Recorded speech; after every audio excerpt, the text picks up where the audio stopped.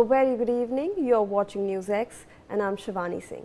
Welcome to our rolling coverage of the AI Summit in New Delhi. Prime Minister Narendra Modi is set to inaugurate the India AI Impact Summit at Bharat Mandapam as India positions itself at the center of the global artificial intelligence consensus. The summit has opened to packed halls with tech leaders, policy makers, founders and innovators from across the world gathering in New Delhi. India is expected to push for wider access to AI technologies and seek international agreement and what it calls a global AI commons.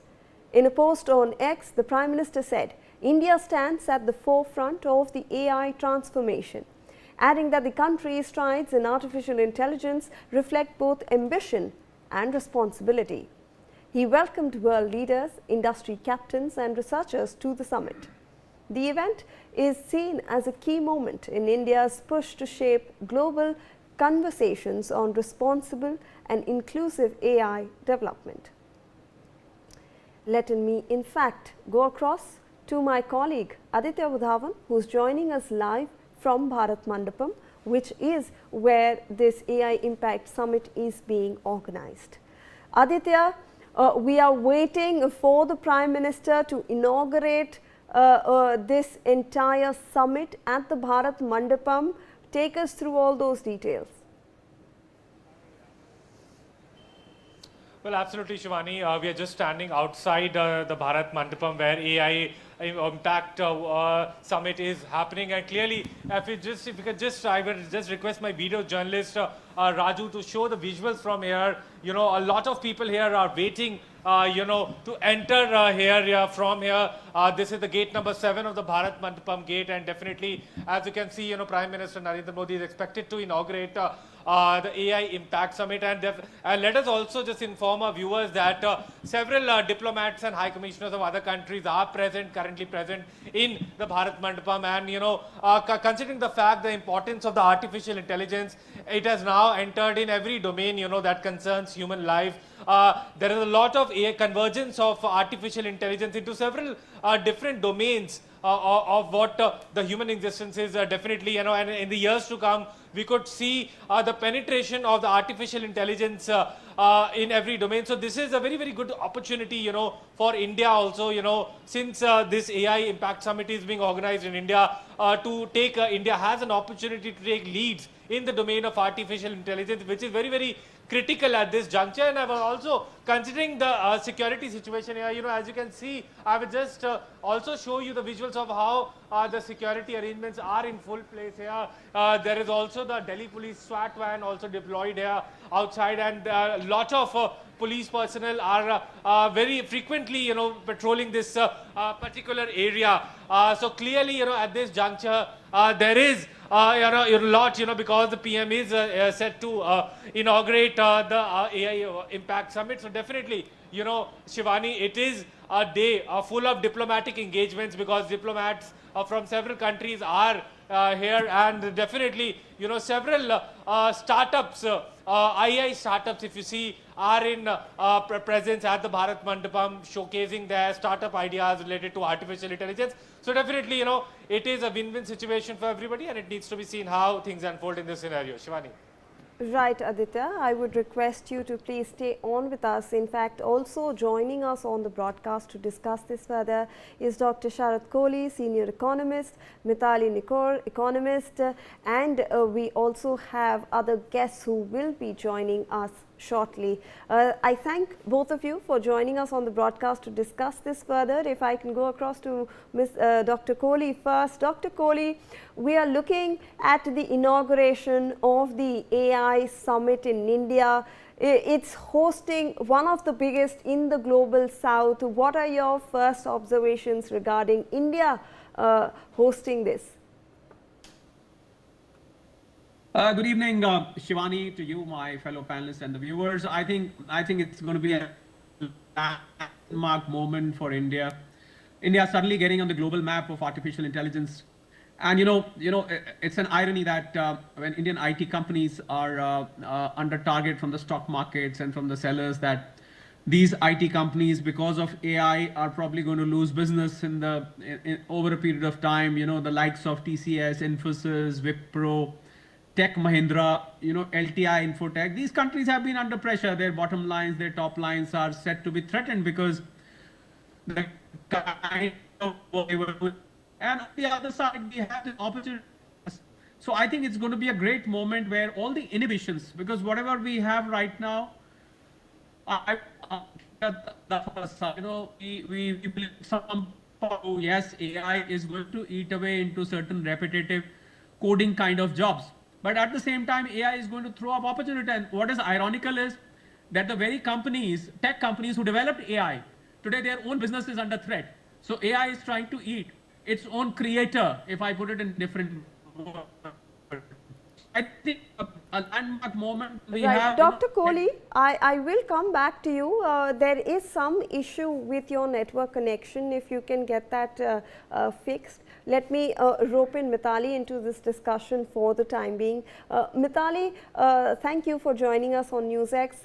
When we are looking at, Dr. Kohli was pointing out this very important issue that right now, I think a few weeks ago, we saw IT stocks fall, not just in India but globally as well, and that was because of an AI fear that had actually hit the markets. And at such a time, we are hosting one of the biggest summits on AI. We are looking forward to developing this further, talking about global AI commons as well.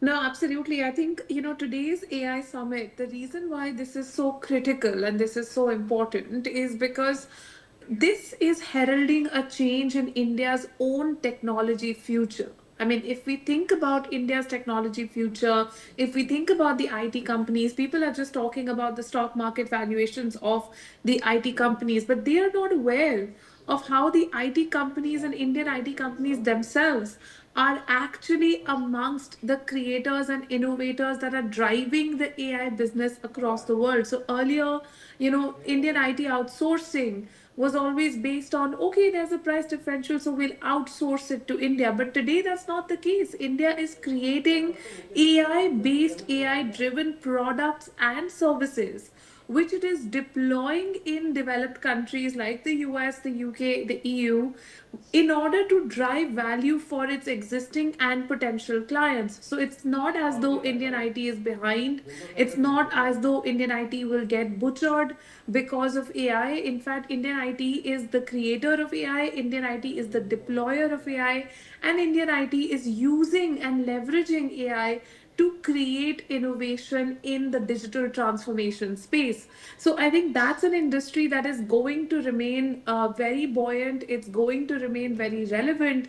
And with this AI summit, the linkages of the Indian IT industry with the global innovators of LLMs becomes even stronger. In the economic survey, it was very clearly laid out that the India's focus on AI is always going to be in applications, and Indian IT is of course a leader in applications in small AI. And I think that's really where the complementarity with the LLMs that are being developed in the US as well as in other countries like China comes in. So Indian IT will always be a complement to the LLM development across the world.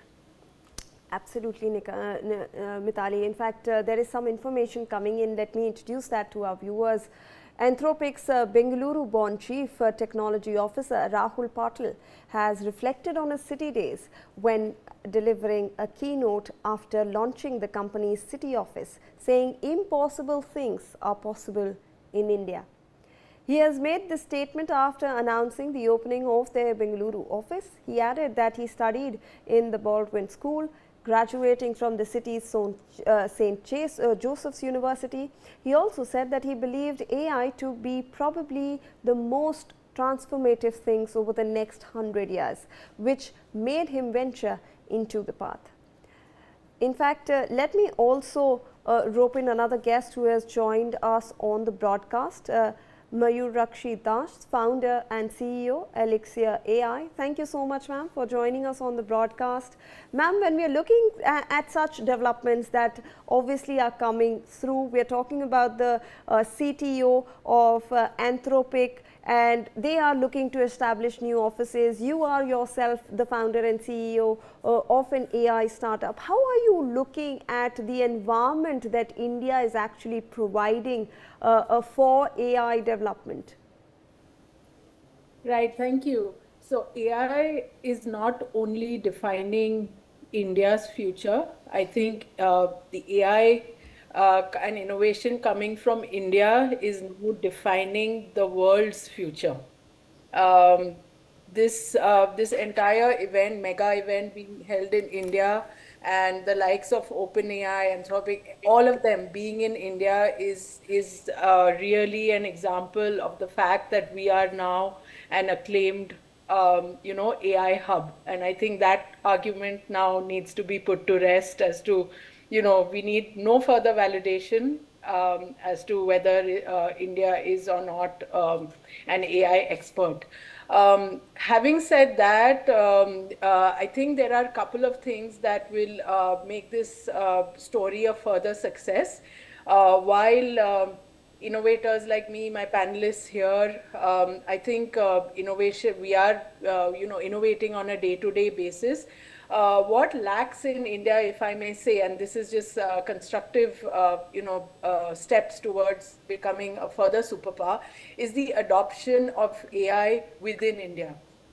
I think Indian companies, domestic companies are still a little bit averse, and till everybody in India, maybe like the Americas or Europe, are really on the bandwagon and adopting the innovation that is happening on our domestic soil, we will still be taking baby steps in this area. So the likes of Sam Altman or the CTOs across, the top CTOs coming in, I think what we have to learn from them is really the adoption of AI, not only at an individual level in schools, educational institutions. That's already happening. My son studies in Vidya Valley School in Pune, and they have robotics classes, AI classes every week. But I think we're talking more of the larger organizations where there is somehow a mindset of AI still coming, innovation coming and being purchased only from the Western world. So I think once the providers of AI like us here and my panelists and the users, really the organizations, India-based organizations, once we are on the same page, there's no stopping us. Absolutely, ma'am. In fact, let me